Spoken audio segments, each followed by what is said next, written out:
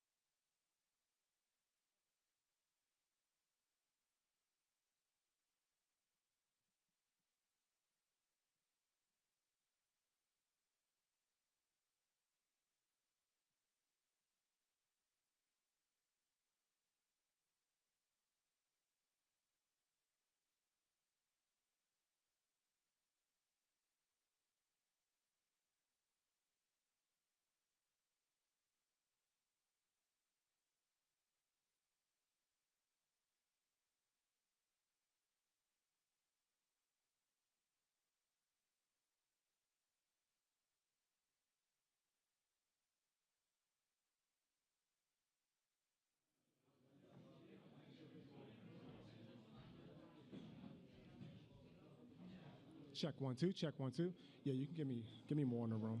Check 1 2. Hey hey. Audio check 1 2 3 4 5 6 7 8 9 10.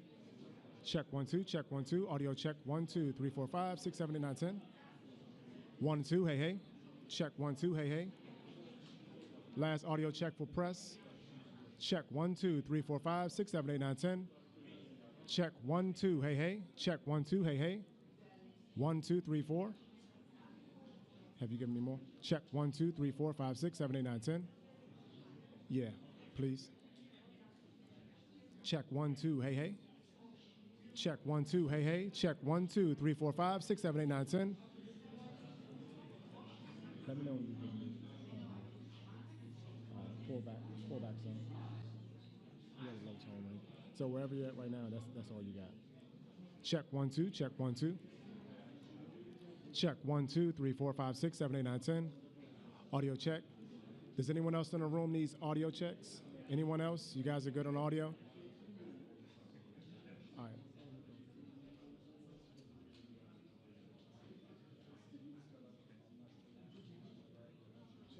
Check 1 2 3 4 5 6. Check 1 2. Hey hey. Check 1 2 3 4 5 6. Check 1 2. Hey hey. Audio check 1 2 3 4 5 6 7 8 9 10.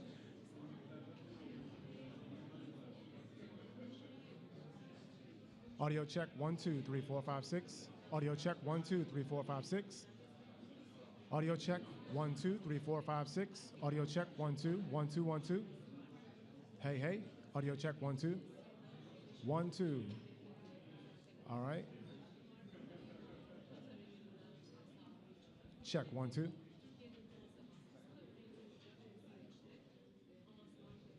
Last audio check. Check 1 2 3 4 5 6. 1 2 3 4 5 6. 1 2 3 4 5 6. Yep. Okay. 1 2. Hey hey. Audio check 1 2. Hey hey. Audio check 1 2. Hey hey. Check 1 2. Audio check from POTUS Podium. Audio check 1 2 3 4 5 6. Check 1 2 3 4 5 6. 1 2. Let me know when you're good to go. 1 2. Hey hey. Audio check 1 2. Hey hey. Check 1 2. Hey hey. Audio check 1 2 3 4 5 6. Check 1 2 1 2 1 2.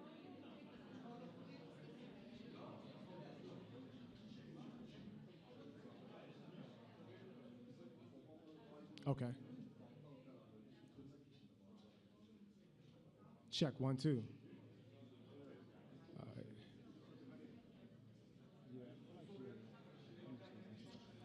Check 1 2. Hey hey. Audio check 1 2 3 4 5 6 7 8 9 10. Check 1 2. Check 1 2 1 2. Hey hey hey hey. Yeah, that sounds good.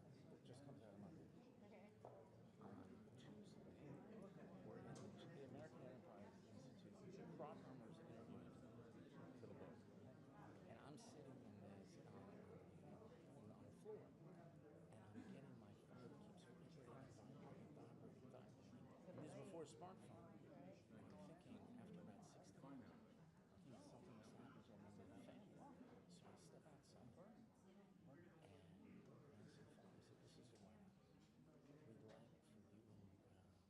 the president." And my immediate response on Thursday, Wait, what day of the week was it? Tuesday, they called. And they said Thursday, the next 2 days later, they want you to be there Tuesday.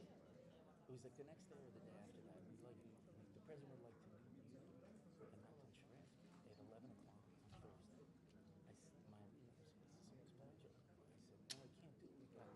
We have the Pope at 1. We're not going to be able to work it, right?" And then they said, "No, this is really the White House." It was 2 o'clock, so 2 o'clock, the president wants it. I said, "We got the Pope at 3. We can't work it." And they say it again. I said, "Well, we got the Dalai Lama at 1. We got the Pope at 3. We're not going to be able to fit him in." He goes, "Would you like to call back?" And you won't believe it. And I look at my phone, and the phone only says 202. No, it has no, I think at 202. So I said, I understood, I got it, and then we were in the Oval Office 2 days later. It was supposed to be a half hour. It went on for like an hour and 10 minutes. And because Nathan is so humble, he didn't tell anybody about this, but basically it affected the whole policy administration. The problem that they had is they allowed for the elections to happen with Hamas, which is so stupid. And Nathan went to see Ellie Williams and says, "You know you're going to be destroying the idea of freedom without it ever being changed, because you're rushing to have an election." Who said that? Anyway. Well, it's because they simplified the whole concept of democracy. Purple fingers, yeah, exactly.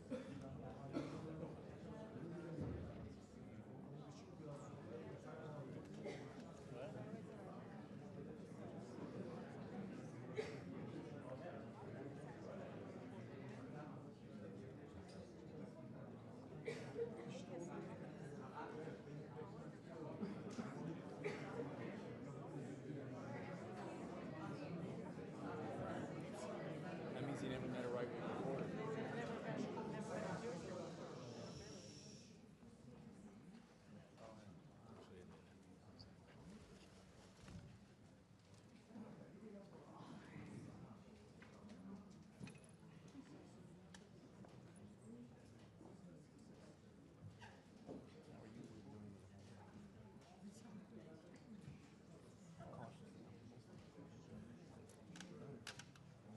You heard what I said yesterday. After you dressed me down, I apologize for the violation of your sovereignty. No, I said I humbled myself and groveled before Mr. Lee. You seem to have over it. But I really don't think there's any possibility of compromise. 2.5 years left. It's not like there's 3 months left in the administration. There's no way. And I think you personally could do it. Best. Feel possibly get under the circumstances. Cautiously optimistic. The issue is going to be selling it. That was my, that was the issue. How to address it.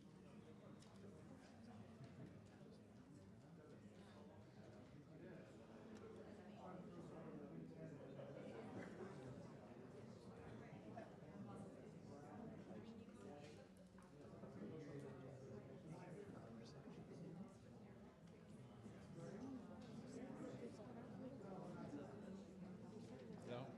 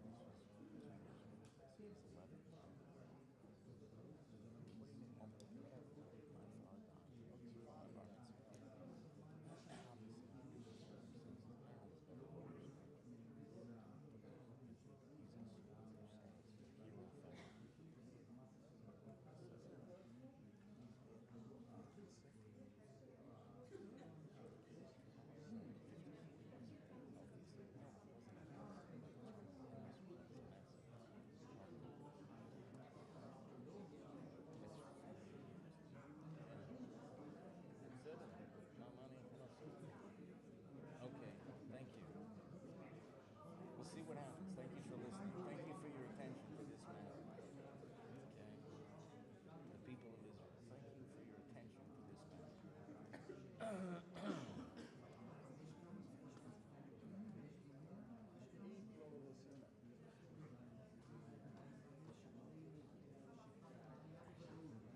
should do trivia. Okay, here's a trivia question. The only. Oh yeah. I know. He didn't catch it.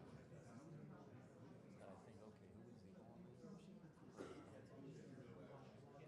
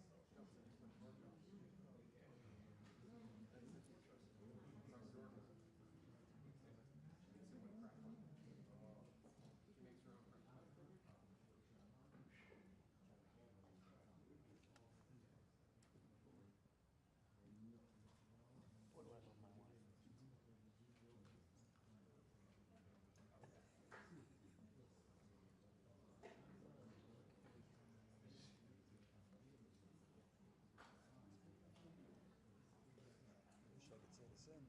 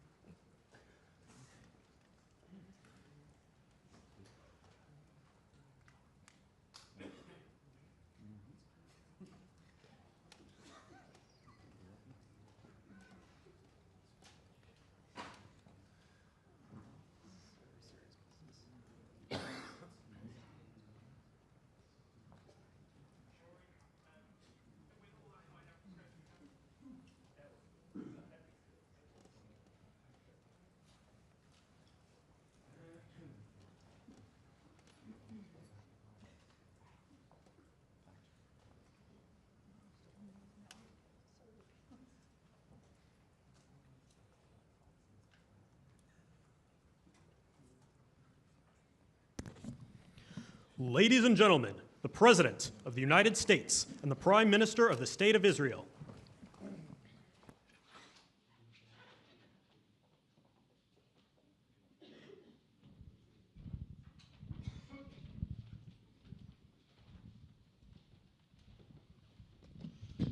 Thank you very much, everybody. So this is a big, big day, a beautiful day, potentially one of the great days ever in civilization. Things that have been going on for hundreds of years and thousands of years. We're going to, at least we're at a minimum very, very close, and I think we're beyond very close. And I want to thank Bibi for really getting in there and doing a job.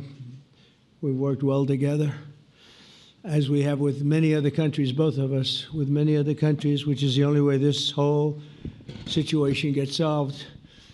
And I'm not just talking about Gaza. Gaza is one thing, but we're talking about much beyond Gaza. The whole deal, everything getting solved. It's called peace in the Middle East.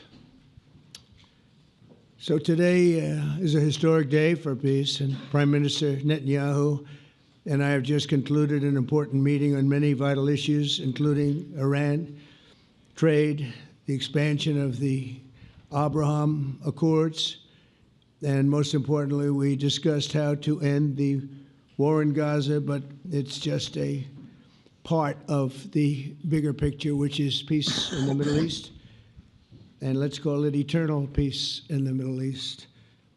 So this is far more than anybody expected, but the level of support that I've had from the nations in the Middle East and surrounding Israel and neighbors of Israel has been incredible, incredible. Every single one of them. This afternoon, after extensive consultation with our friends and partners throughout the region, I'm formally releasing our principles for peace, which people have really liked, I must say. And these are done, not just routinely done, these are done with total consideration and working with the nations that we're talking about. All of these nations have made contributions to those suggestions. I want to thank the leaders of many Arab and Muslim nations for their tremendous support in developing the proposal, along with many of our allies in Europe. Europe has been very much involved, and as I was called by many of the European leaders, most of them saying, is this true? Are you really doing peace in the Middle East? This is the most incredible thing we've heard. Some think it's the biggest thing they've ever heard. They called just to find out, was it just a rumor or is it actually done? And then they said, have you spoken to the Arab leaders? Have you spoken to all of the other leaders that we have to get? A lot of people involved in this one. I also want to thank Prime Minister Netanyahu for agreeing to the plan and for trusting that if we work together, we can bring an end to the death and destruction that we've seen for so many years, decades, even centuries, and begin a new chapter of security, peace, and prosperity for the entire region. And I want to just say that my meetings and dialogue that we had with so many countries, Saudi Arabia as an example, the king is a phenomenal person. The Emir of Qatar, he's incredible people. UAE, and that's MBZ and ABZ. We're totally involved. These are the people that we've been dealing with and who've been actually very much involved in this negotiation, giving us ideas, things they can live with, things they can't live with. Pretty complex. I mean, after 2,000, 3,000 years, whatever it is, I guess it's got to be a little complex, or it would have been done a long time ago. The King of Jordan was with us, as you know, in the United Nations. The President of Turkey, President Erdogan, is a friend of mine, a strong man, but a good man. President of Indonesia, somebody who's an amazing leader, Prabowo. He is an amazing leader and respected by everybody. He was in the room with us. We were together with most of these people that I'm mentioning. Others were by phone or the next day. The Prime Minister and the Field Marshal of Pakistan, they were with us right from the beginning, incredible. In fact, they just put out a statement that they fully believe in this pact. It just came out just as I was walking around. They said, sir, you have a big notice from the Prime Minister of Pakistan and from the Field Marshal that they back this 100%. President El-Sisi of Egypt, who's terrific. And these are people I've gotten to know over the years. I mean, I would say it started around 2015 and then went into 2016 when the presidency officially began. But I've known him actually for a long time, and there are many cases really great men. I can't say in all cases, but I will tell you in many cases they're great men and some great women too. They tend to be mostly men, however, I will say that. But if accepted by Hamas, this proposal calls for the release of all remaining hostages immediately, but in no case more than 72 hours. So the hostages are coming back, and I hate even saying this from the standpoint, doesn't sound right, but it is so important to the parents. The bodies of the young men, I believe in almost all cases, the young men are coming back immediately. I met with parents. The parents felt as strongly about getting the body of their dead boy back as they did as though the boy were alive and well. It's so important to them. And it means the immediate end to the war itself, not just Gaza. It's the war itself. Under the plan, Arab and Muslim countries have committed, and in writing in many cases, but I actually would take their word for it. The people I mentioned, I'd take their word for it, to demilitarize Gaza, and that's quickly. Decommission the military capabilities of Hamas and all other terror organizations. Do that immediately.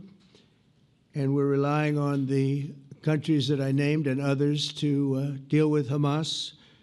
And I'm hearing that Hamas wants to get this done too, and that's a good thing.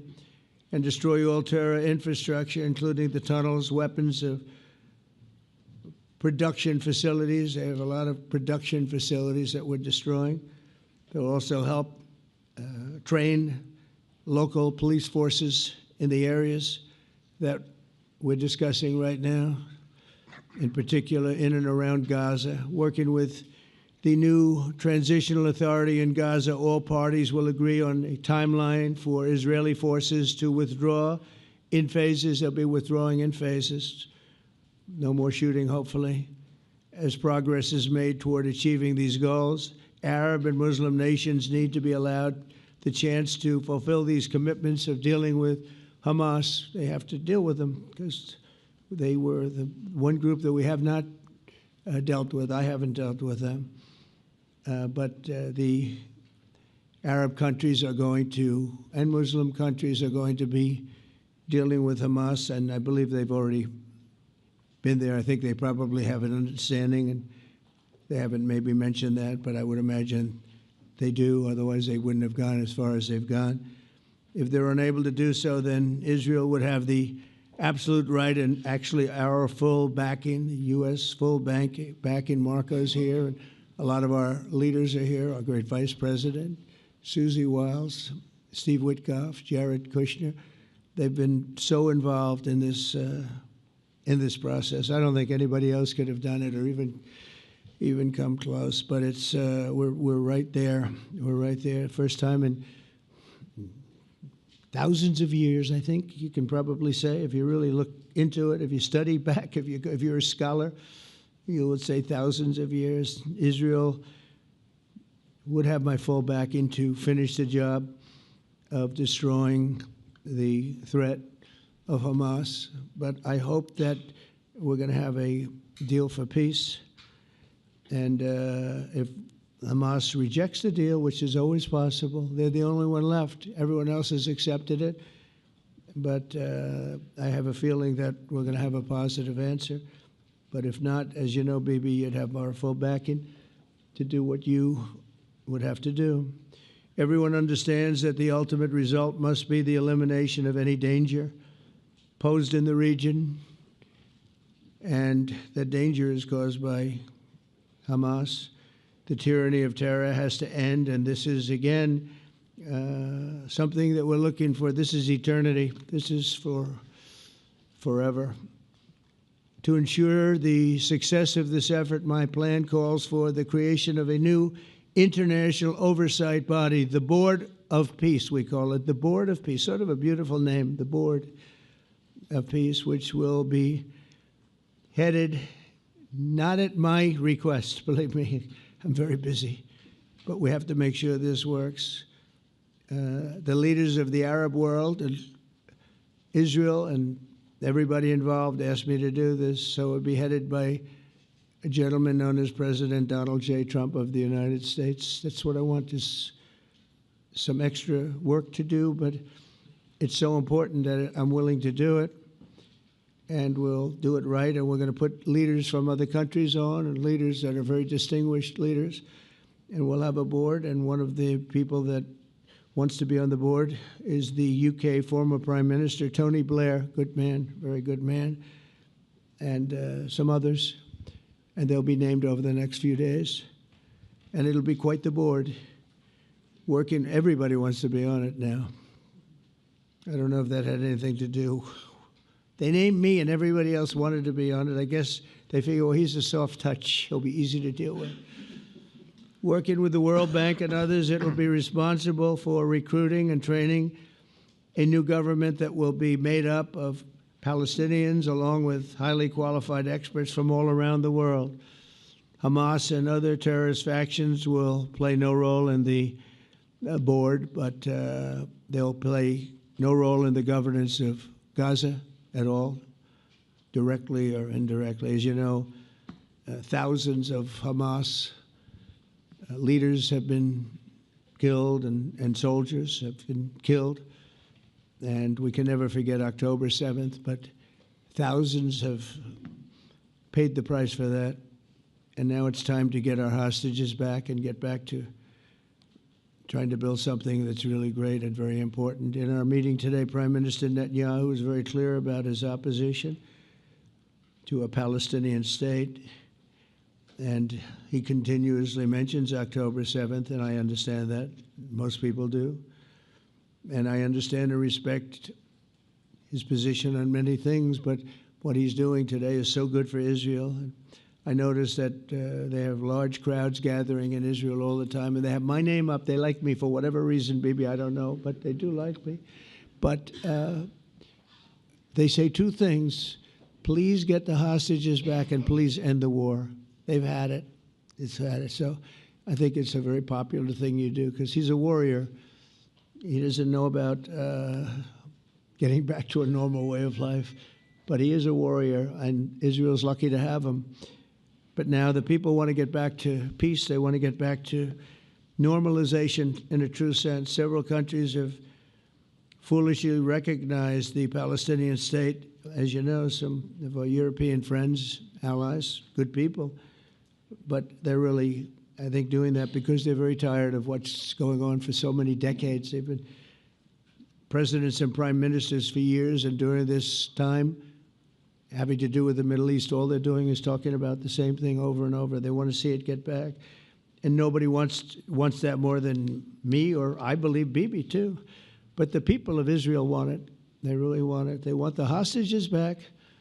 That includes the probably 32 bodies that we're talking about, 20 people that are living, 32 or so people that are dead, and they want to have peace.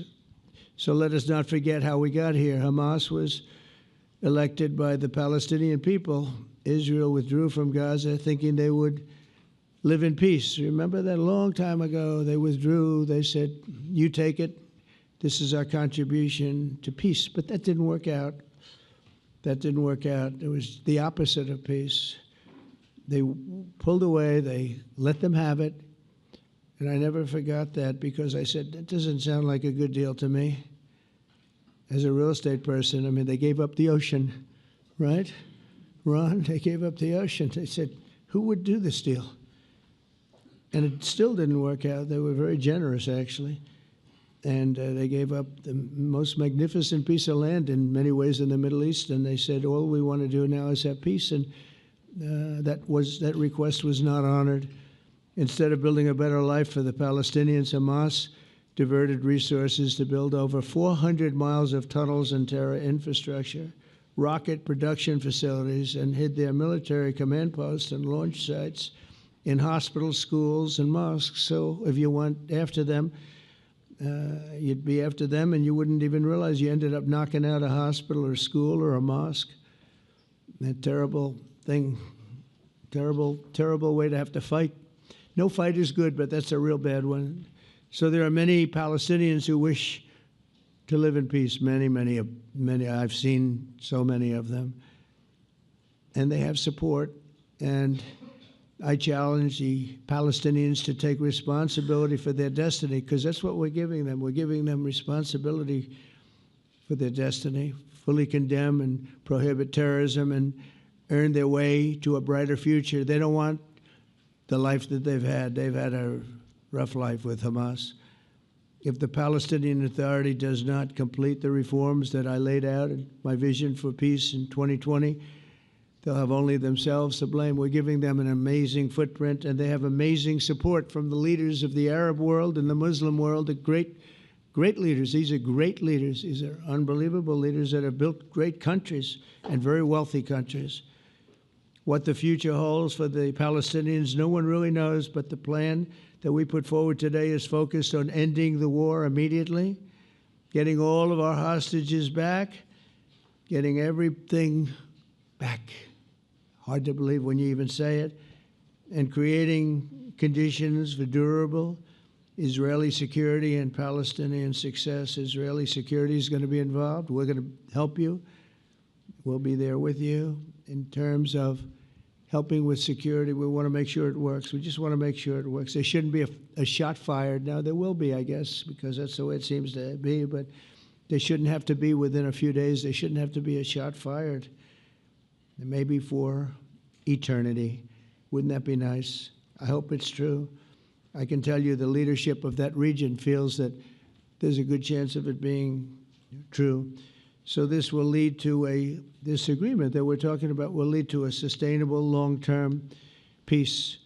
No president in history has been a greater friend of the state of Israel than I have, in addition to negotiating the Abraham Accords. I like to say it that way because the real people, that's what they call Abraham. I would say Abraham, but it's so much nicer when you say Abraham. So much more elegant. But the Abraham Accords are amazing. Jared, you did that along with your group of geniuses, and nobody thought that could be done. We have 4 countries, and Sleepy Joe Biden didn't do a thing. He didn't even know what the hell they were. He should have had them fold up. But I think this will also lead to packing them. And who knows, maybe even Iran can get in there. I hope, we hope we're going to be able to get along with Iran. I think they're going to be open to it. I really believe that. But they could be a member. I long ago said, I'll bet you at some point Iran will be a member of the Accords. And little did I realize it was going to take this turn. That was some turn we did with the B-2s. But I think they might very well be there because it's a great thing for them economically. I recognize the eternal capital of Israel. I opened the American embassy in Jerusalem. That was something that everyone said would never be done, could never be done. Virtually every president for many, many years, for decades, would campaign on making Jerusalem the capital of Israel. They campaigned on it over and over. Is that right, Steve? Is that right? Everyone, and when they got to it, and I understand why now, because it was so, when I got to office, I campaigned on it too. I said, we're going to make it, and then I'd get calls from the leaders of various countries saying, please don't do it, please don't do it, it'll end the whole world, please don't do it. And finally, I just didn't say anything, and I did it. People were calling me before I did it because they heard I was going to do it, and leaders of countries were calling me, and I think it was on a Thursday that I did it, and they'd call me Monday, Tuesday, Wednesday, 3-4 times a day, and I said, tell them I'll call them back on Friday. And I announced it on Thursday, and I called them back, the biggest people in the world, and they said, "You've done it." I said, "Done what?" "You've made the capital of Israel, Jerusalem, and we wanted to talk yet." I wish you called me a little sooner. Maybe I could have done something about it. So that was a lot easier than getting into an argument, because I knew what they were calling about. And you know what? It turned out to be amazing. Everybody thought it was going to lead to the end of the world, right? The end of the world, Ron, that's what they said. It didn't lead to anything. It just led to something that I promised, and something that was very, very popular for Jewish people and a lot of other people too. I recognize Israeli sovereignty over the Golan Heights, and I cut taxpayer funding to the corrupt United Nations Relief and Works Agency. And United Nations was interesting because, as you know, a few days ago they introduced me. Ladies and gentlemen, the President of the United States. I'm looking at my teleprompter, and the thing was dead, stone cold, dead. The thing's up here. I have a long, beautiful speech to make. I'm back 30 feet back, and I'm saying, they're introducing me. There's nothing on my teleprompter. So, but I made a speech. I actually got good marks. You think Biden could have done that? I don't think so. I don't think he could have done that. I don't think too many people could have done it. But actually, it was actually more of a speech from my heart, if you want to know the truth. I think it was maybe better in certain ways because it was from the heart. It has to be from the heart. Otherwise, you're in big trouble. But I cut taxpayer funding for that very corrupt United Nations Relief and Works Agency, and nobody thought that would be done, and withdrew from the horrible Iran nuclear deal that was imposed upon Israel by Barack Hussein Obama and Biden. And I don't think Biden knew anything about it, though. I don't think he knows anything about it now, actually, if you ask him. He'd say, "What is that?" And we obliterated Iran's nuclear enrichment capacity, making it impossible for them to have a nuclear weapon, which they would have had probably in about 2 months from that. But I've never asked Israel to compromise its security, but we had big, strong talk. Nobody's been better to Israel. No president's been better to Israel than Donald Trump. But we had a long, strong talk, Bibi and I, and he understands it's time. It's time. History has shown. And the people of Israel want it. And the people of the Middle East want it. The people of enemies of Israel want it. But they don't have really too many enemies right now. And you know what? Many countries have gained great respect for Israel, for the way they fight, for the job they do, including me. I had respect anyway, but they gained respect. History has shown us that those who have relations with Israel have thrived, while those who have devoted resources and attention toward the destruction and even annihilation of Israel have languished. They haven't done well. Israel is not going anywhere. They're going to coexist with other people and countries in the region, from Syria to Lebanon to Saudi Arabia. The promise of a new Middle East is so clearly within our reach. This is the closest we've ever come to real peace, not fake peace, not political fool's peace. If we can get this difficult problem solved, the opportunities for all within that vast region of this world, it's a vast region, it's unlimited. The Abraham Accords show that all countries are better off when they communicate and work together and embrace new opportunities. I hope Jared and Steve and Susie and Marco and JD, we have great people. I hope you guys are going to work very hard to get these other countries in, because now they have no excuse. There's no longer an excuse. They were somewhere hesitant. And I tell you, the 4 countries that went in, I give them tremendous credit, and it's worked out incredibly well for them.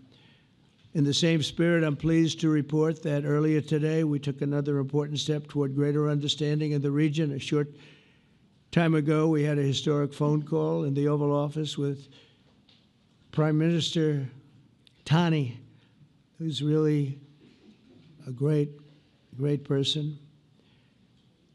So we had a great talk, and I was on the phone, and Bibi was talking. Prime Minister Al Thani was of Qatar, was They really had a heart-to-heart conversation. It was a great conversation, I thought. It was productive. It was everything that you need to have something turn out to be successful. And I want to thank Bibi, and I want to thank the Prime Minister. It was fantastic. We agreed to launch a formal trilateral mechanism between Israel, Qatar, and the United States to begin a dialogue to enhance mutual security, correct misperceptions, and avoid future misgivings. And I want to thank Qatar, its leadership, and the Emir. He's a fantastic person. I think, I'm going to be his public relations man because I know him differently than a lot of people know him. But he wants peace. He wants to see peace. And its people, and they really acknowledge the critical role that they've played as mediator.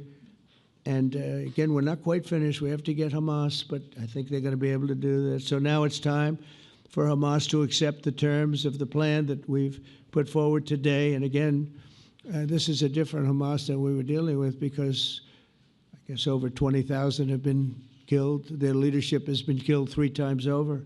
So you're really dealing with different people than we've been dealing with over the last 4 years, 5 years. Everyone has done their part and come to the table in good faith. Our Arab and Muslim partners are fully prepared to step up and fulfill their commitments for the benefit of the people of Gaza and the entire region. They're willing to step up and do a lot. They really are. There are a lot of good people involved. Everybody who wants to see an end to the violence and destruction should be united in calling for Hamas to accept the extremely fair proposal so that we can end the war and get us back our hostages right now and have everlasting peace. And I look forward to having relationships with everyone. As the chairman of the board, I'll be involved, and we'll have meetings with some very smart people that'll be working over there to make sure that we haven't just been wasting time with an agreement that doesn't get done. The task of building peace will not be easy. There are some of the hardest problems in the world to solve, and that's why it's been going on for so many centuries. But too many lives are at stake not to try, and this is more than a try. I mean, I think this is something that gets done when you have virtually every country, and these are powerful, powerful countries that have a lot of money, and the money can make things happen. A lot of countries try, and they don't have any money. These are very rich countries that can make things happen. So together we'll forge a much safer and more hopeful future for everybody, including Israel. And I want to thank Prime Minister Netanyahu for his partnership. And I want to thank all of the leaders, the kings and the emirs and the presidents and prime ministers, people I mentioned. And they've been absolutely fantastic to work with. And it's just happened very quickly. It's happened from a couple of weeks before I had a couple of meetings, but a couple of weeks before we went to the United Nations, and we had some incredible meetings. It all came to place. It all took place, and everybody wanted to be a part of it. I don't have anybody that's saying we don't want anything to do with it. It's just the opposite. And I'll tell you, a couple of years ago, a year ago, I don't think we would have had this kind of participation, Mr. VP, right? I don't think we would have had. It's been amazing. The participation was 100%. Everybody wants to be a part of it. And everybody, those very strong countries, everybody wants it to work. So, Bibi, congratulations on this. I think this will be your crowning achievement, frankly. If this all works out, we think it will. It's going to be your crowning achievement. And I want to thank you very much for being here. Thank you. Please. Thank you. Thank you. Mr. President, first I want to thank you for graciously hosting me once again in the White House. And second, I want to thank you for your friendship and for your leadership. From Jerusalem to Tehran, from the Golan Heights to Gaza, you've proven time and again what I've said many times. You are the greatest friend that Israel has ever had in the White House. And Mr. President, you and I both know it's not even close. While you focus at home on making America great again, your leadership abroad is changing the world for the better, ending wars, and advancing peace.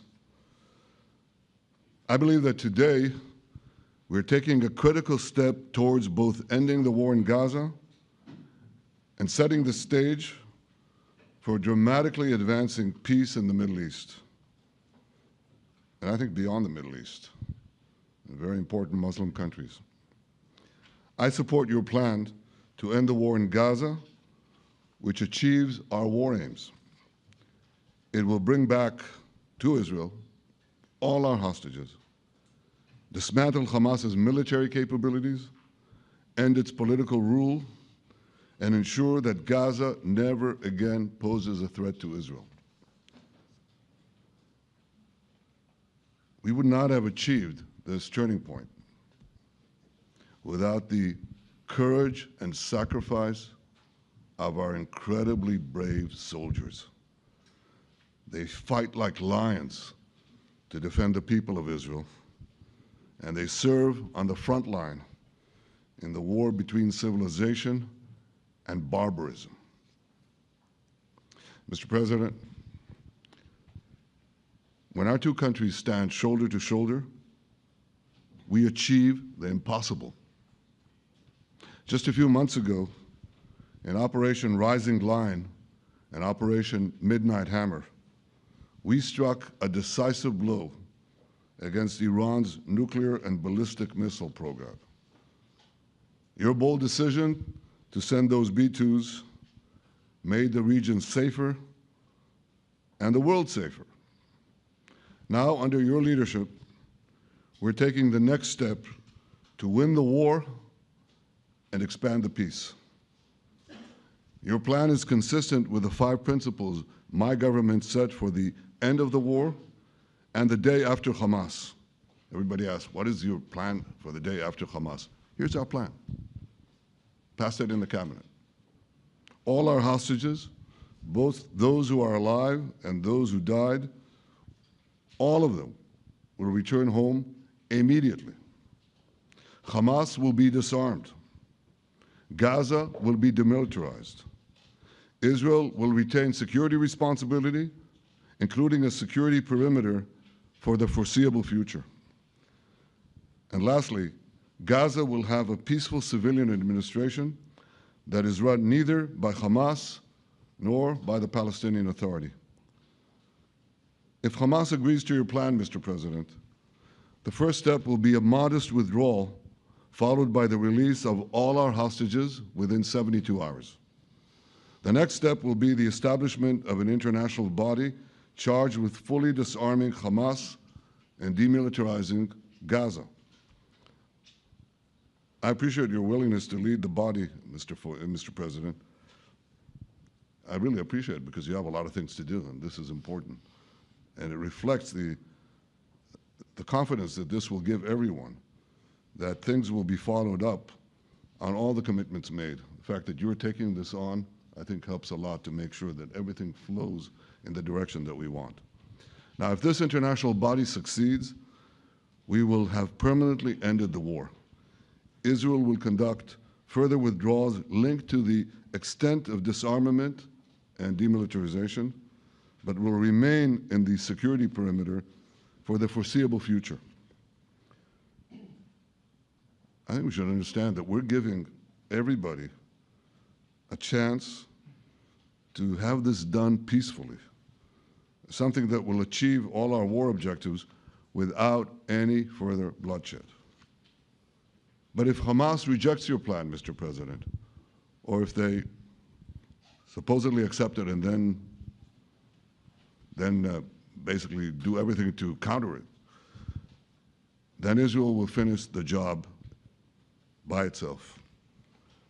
This can be done the easy way, or it can be done the hard way, but it will be done. We prefer the easy way, but it has to be done.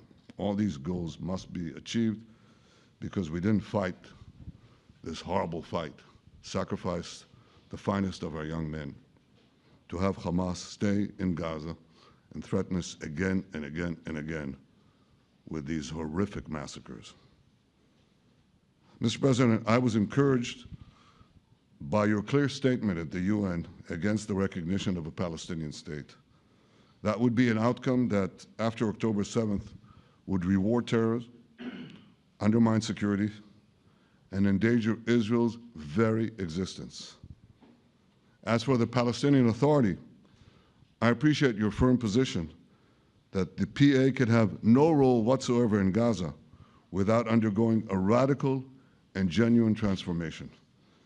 In your 2020 peace plan, which you mentioned just now, you made clear what that transformation requires. It's not lip service. It's not checking a box. It's a fundamental, genuine, and enduring transformation. And that means ending pay to slay, changing the poisonous textbooks that teach hatred to Jews, to Palestinian children, stopping incitement in the media, ending lawfare against Israel at the ICC, the ICJ, recognizing the Jewish state, and many, many other reforms. It won't come as a surprise to you that the vast majority of Israelis have no faith that the PA Leopard will change its spots. But rather than wait for this miraculous transformation, your plan provides a practical and realistic path forward for Gaza in the coming years, in which Gaza will be administered neither by Hamas nor the Palestinian Authority, but by those committed to a genuine peace with Israel. I think this can be not only a new beginning for Gaza, I think it can be a new beginning for the entire region. Under your leadership, we can re-energize, well, I've got to contribute my own, we can re-energize the Abraham Accords. That's what it's called in the original Hebrew, Abraham. Abraham is fine, Abraham, however you want to call it. Under your leadership, Mr. President, we can re-energize the Abraham Accords that we forged 5 years ago. We can expand them to many more Arab and Muslim nations that choose moderation over extremism. I think there's an opportunity here. It's not going to be easy, it's tough going, but I think if we succeed, you're absolutely right. We're going to open possibilities that nobody even dreamed of. But I think we dream of them. As you've told me, Mr. President, and you've told the world many, many times, you said, remember October 7th. Remember October 7th. And we do. We will never forget the horrors of October 7th, and we will do whatever is necessary to make sure they don't happen again. Since October 7th, Israel's enemies have learned a hard truth. Those who attack us pay a heavy price, but those who partner with us advance progress and security for their peoples. President Trump just said it. It's also in the Bible. It says, those who will bless you will be blessed, and those who will curse you will be cursed. And that's actually what is happening. We want the blessings. I think we've done a lot in the past 2 years to end the curse. We're not finished, but we've done a lot. And we've done a lot together to end the curse. I want to thank your entire team for their efforts to get to this point. I especially want to thank Steve Witkoff and Jared Kushner for their indefatigable work to bring Israel and Arab states in the region closer together. I am deeply grateful to both of them for their work. We had a phone call today just to make it clear. I said to the Prime Minister of Qatar, Israel was targeting terrorists, wasn't targeting Qatar. And of course, we regretted the loss of the Qatari citizen, wasn't our target. And I very much appreciate President Trump's proposal to have a trilateral body, the United States, Israel, and Qatar, to work out respective grievances. There are quite a few. But if we could try to mitigate them or put it on a different footing, I think that'll be good for everyone. Above all the people, the fine team, and many helpers who've done this, I want to thank you, Mr. President. History has already shown that under your leadership, Israel and America can change the face of the Middle East. And today I'm hopeful that your plan to end the war in Gaza will do so again and do so soon. It will free our hostages, end Hamas's tyranny in Gaza, and enable a more secure and prosperous future for the peoples of our region. Thank you, Mr. President. May God bless America. May God bless Israel. May God bless the indispensable alliance between our countries. And may I add in Hebrew, G'mal Chatima Tova, may we all be inscribed in the book of life. Thank you. Thank you very much, Bibi. So I think while we wait for these documents to be signed and get everybody in line, I think it maybe is not really appropriate to take questions. I'm meeting with, as you know, a couple of Democrats in a little while about the country, about keeping our country open. They're going to have to do some things because their ideas are not very good ones. They're very bad for our country. So we'll see how that works out. But this is something that was really historic today. This was something that was amazing. I think, Bibi, I mean, depending on you, I think while we're waiting for signatures and waiting for approvals from a lot of different countries that are involved in this, we probably shouldn't take questions? Or would you like to take a question or two from perhaps a friendly Israeli reporter, if there's such a thing? That's a very, very tough proposition. But I would think, Mr. President, that I would go by your instinct that this is, we'll have enough time for questions. Let's settle the issue first, I think. No. Thank you very much, everybody. Thank you.